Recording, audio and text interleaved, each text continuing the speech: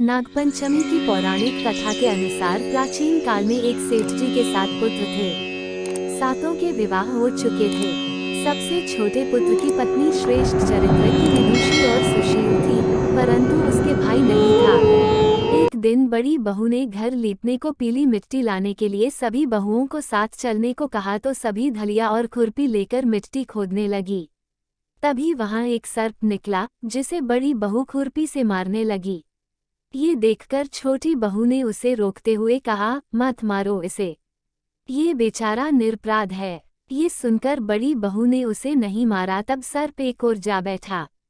तब छोटी बहू ने उससे कहा, हम अभी लौट कर आती हैं, तुम यहाँ से जाना मत। ये कहकर वह सबके साथ मिट्टी लेकर घर चली गई और वहाँ कामकाज में फंसकर सर्प से जो वादा किया था उसे भूल गई।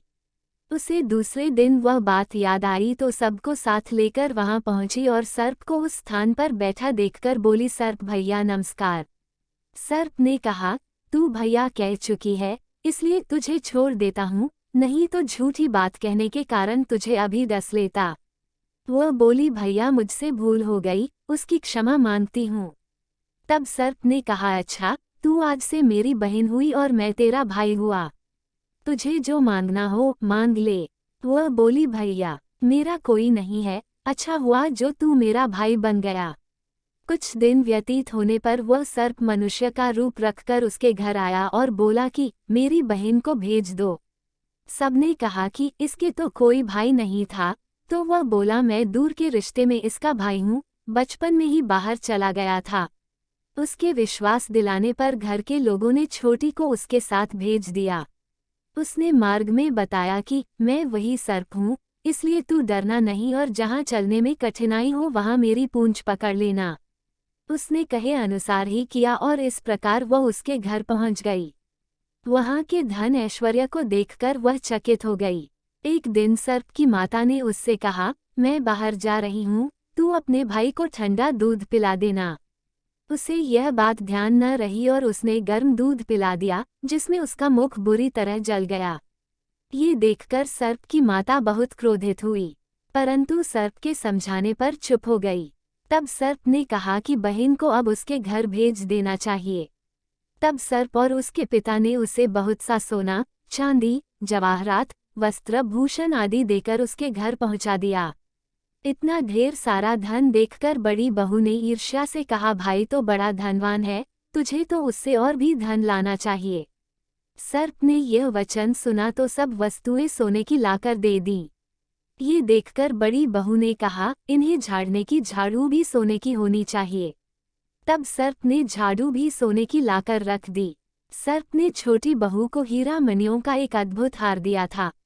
उसकी प्रशंसा उस देश की रानी ने भी सुनी और वह राजा से बोली कि सेठ की छोटी बहू का हार यहाँ आना चाहिए।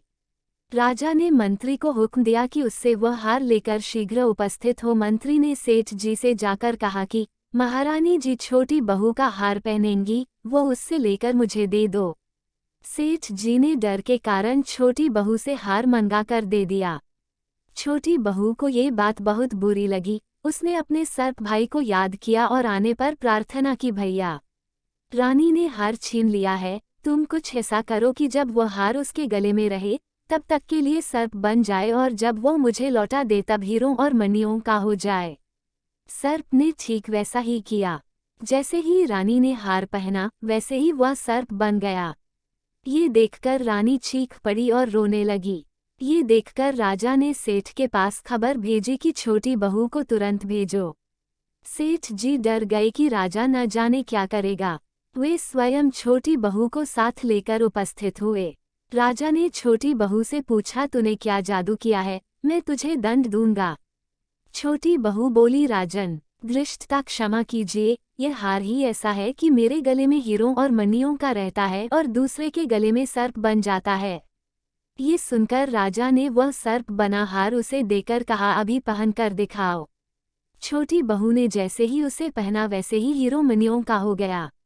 ये देखकर राजा को उसकी बात का विश्वास हो गया और उसने प्रसन्न होकर उसे बहुत सी मुद्राएं भी पुरस्कार में दी। छोटी बहू अपने हार और धन सहित घर लौट आई। उसके धन को देखकर बड़ी बहू ने ईर्ष्या के कारण उसके पति को सिखाया कि छोटी बहू के पास कहीं से धन आया है। ये सुनकर उसके पति ने अपनी पत्नी को बुलाकर कहा, ठीक ठीक बता कि यह धन तुझे कौन देता है। तब वो सर्प को याद करने लगी।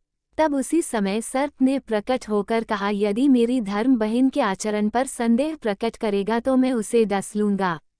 ये सुनकर छोटी बहू का पति बहुत प्रसन्न हुआ और उसने सर्प देवता का बड़ा सत्कार किया। उसी दिन से नागपंचमी का त्योहार मनाया जाता है और स्त्रियां सर्प को भाई मानकर उसकी पूजा करती हैं।